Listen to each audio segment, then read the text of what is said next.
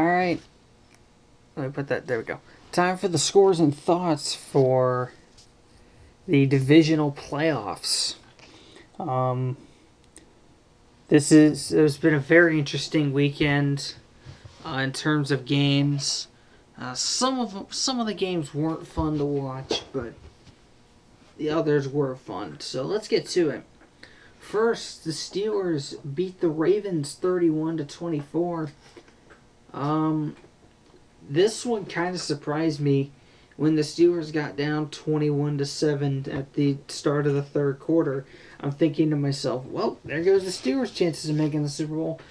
Then Ray Rice fumbled, the Steelers scored. Then I think it was Joe Flacco fumbled, or whoever it was fumbled. On the next series, they scored again, tied it up. Then the Steelers took the lead with a field goal. The Ravens tied it back up again. Steelers took the lead again. And then both Anquan Bolden and TJ Houshmandzadeh dropped passes that no average human should drop. Or no good football player, I should say, should drop. Houshmandzadeh, I think, was on fourth down, and everybody's like, "You idiot, you should have caught that." Well, he didn't, so there you go.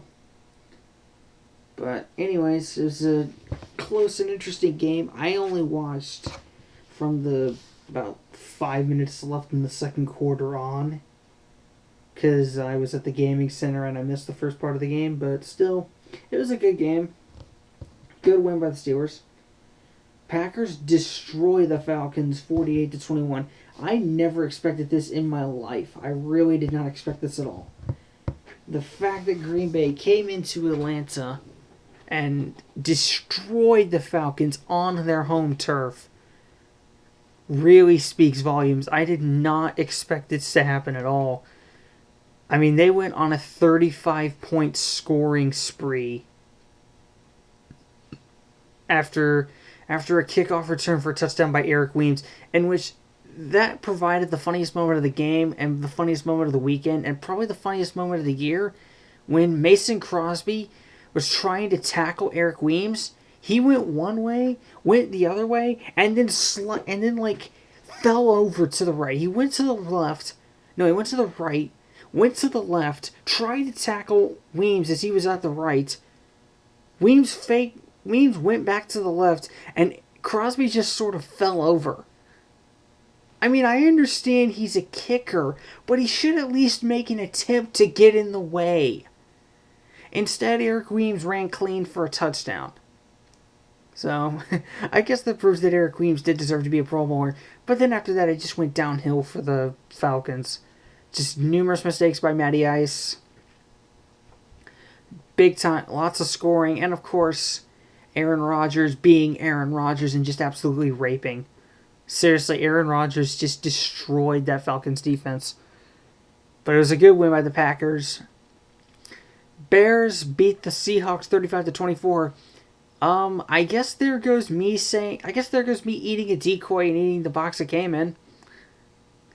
I know y'all were looking forward to that. I might end up doing that anyway. To be honest, I might end up just eating a decoy anyway, just so people, because I know some people are still going to say, "Are you going to eat a decoy? Are you going to still eat a decoy?" And I'm like, and they haven't said it yet, but I have a feeling they are going to, so I may just do it anyway. To be quite honest with you, I may do it, so you may see me eat a decoy on video, but probably not, as I am going to use those decoys for something else.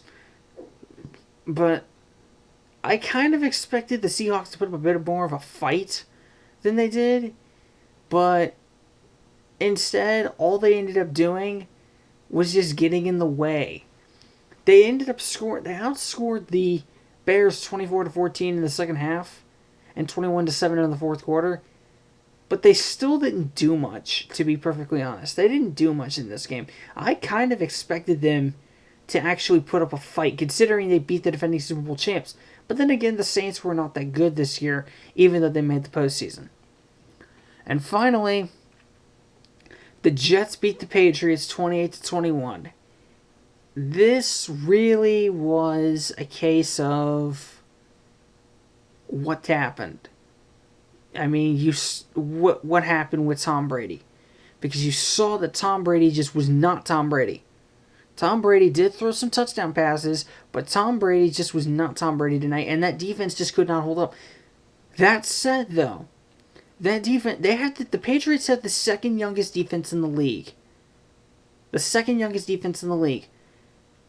And they went 14-2 and made the playoffs. Just imagine, this is what somebody in an Xbox Live party said to me. And I agree with them 110%. They went 14-2 with the second youngest team in the league and got the number one, or the second youngest defense in the league and got the number one seed. Imagine what they'll do when that defense matures. That team is set, just like the Falcons are. The Falcons are set for years to come. That defense on the Patriots is set for years to come. It doesn't matter when Tom Brady retires, that defense is going to be great for a long time if they can hold those players in place. I mean, you get Devin McCourty. I mean, that whole team is good. That whole core of rookies was good this year.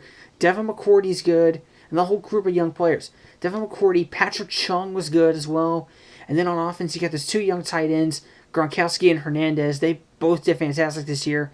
It's a shame they couldn't both make the Pro Bowl, because that would be just epic if they did. But still, that Patriots team, is a good team for the future.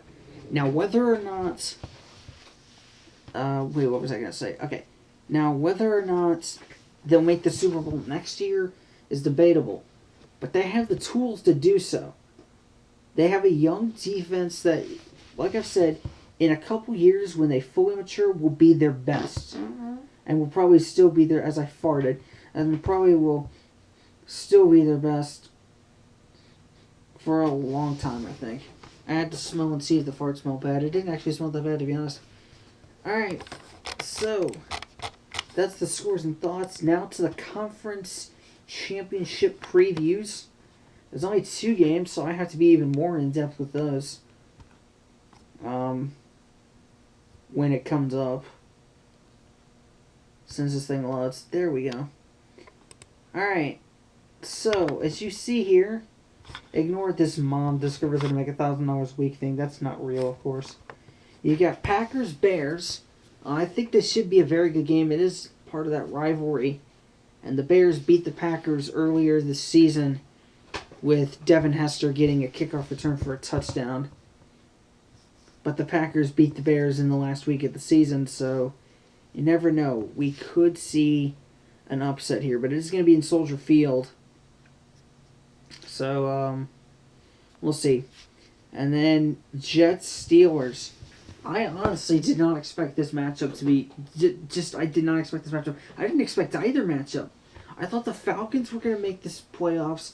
Or I thought the Falcons were going to meet the Bears or the Seahawks in the NFC Championship, because I didn't really think the Seahawks were going to make the playoff. Were going to make the conference or division championship. I thought it was going to be Falcons Saints or something like that in the NFC Championship game, or Falcons Packers, and then on the AFC side it was going to be Patriots Steelers. Or something like that, or Patriots Ravens. But instead it's Steelers Jets for the AFC side, and for NFC it's Bears Packers. For Jets Steelers, it's going to be another, like, if the Jets get behind in Heinz Field, where everybody is going to go insanely loud, they're not going to win. If they get behind, they're not going to win. Because once that crowd gets on you, it stays. That crowd will stay on you. I mean, if you watch the Steelers versus Ravens game, when the Ravens were collapsing and the Steelers were making their comeback, that place was shaking. Literally, as another fart goes by. That place was fucking shaking. Literally. So, that's it for the scores and thoughts for the Divisional Playoff round. I will see you guys next week for the Conference Championships. See you then.